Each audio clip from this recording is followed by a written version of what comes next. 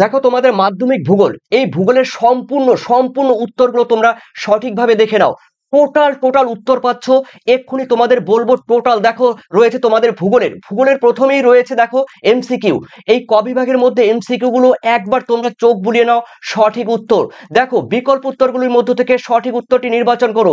প্রথম কোয়েশ্চেন রয়েছে দেখো, নিম্নলিখিত নিম্নলিখিত গুলির মধ্যে কোনটি মিলেট শস্য চিহ্নিত করা হয়? দেখো উত্তর কিন্তু হবে রাগি, জোয়ার, বাজরা, কুটকি। এগুলো কিন্তু টোটাল টোটাল কিন্তু মিলেট শস্য। তার মানে উত্তর কিন্তু হচ্ছে এ। এরপরে রয়েছে দেখো তোমাদের, আর দেখো এই যে গম, গম এগুলো কিন্তু এই গম কিন্তু শীতকালীন ফসল। ঠিক আছে, ভুট্টা কিন্তু খারিফ শস্য। ঠিক আছে, এরপরে দেখে নাও তোমাদের রয়েছে দুইয়ের মধ্যে রয়েছে ভারতের প্রথম কাপড়ের কল স্থাপিত হয় কোথায়? দেখো উত্তর কিন্তু হবে পশ্চিমবঙ্গে, দেখো ধূসরিতে। ঠিক আছে, 1818 খ্রিস্টাব্দে। সঠিক উত্তর কিন্তু সি। এরপরে দেখে নাও তোমাদের রয়েছে তিনে বলা হয়েছে কলকাতা ও দিল্লির সংযোগকারী জাতীয় সড়ক পথটির নাম কি? উত্তর কিন্তু হবে এনএইচ দেখো 2। তবে বর্তমানে রয়েছে কিন্তু এনএইচ কিন্তু 19। এর নাম বর্তমান নাম কিন্তু এনএইচ 19। ঠিক আছে, ন্যাশনাল হাইওয়ে 19। তার মানে বর্তমানে এটা কিন্তু আগে ছিল, এটা কিন্তু ওল্ড ওল্ড নাম ছিল, বর্তমানে কিন্তু হবে এটা। যাই হোক উত্তর কিন্তু এখানে অপশন কিন্তু নেই, তার মানে উত্তর এ। এরপরে রয়েছে দেখো তোমাদের 4-এ, ভারতের উপগ্রহ চিত্র প্রকাশ করে কে?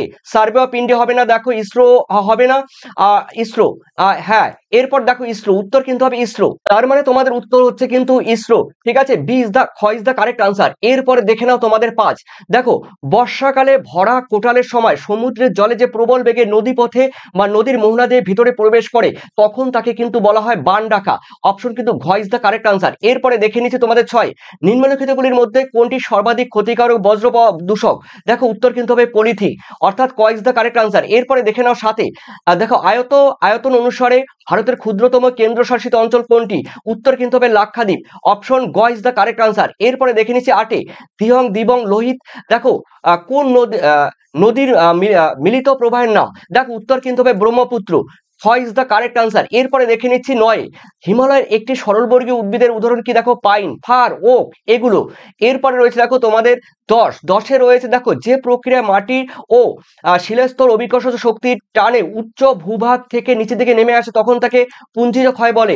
গ ইজ দ্য কারেক্ট আনসার। এরপরে রয়েছে দেখো, পাখির পায়ের মতো বদ্বীপ দেখা যায় মিসিসিপি নদীর মোহনায়। এটি রয়েছে উত্তর আমেরিকায়। এরপরে রয়েছে দেখো 12-তে, দক্ষিণ গোলার্ধের সমুদ্র স্রোতের বাম দিকে বিক্ষিপ্ত হয় তার কারণ পৃথিবীর আবর্তন গতির জন্য। ক ইজ দ্য কারেক্ট আনসার। এরপরে রয়েছে দেখো তোমাদের অদক্ষপণের একটি উদাহরণ কি? স্লিট।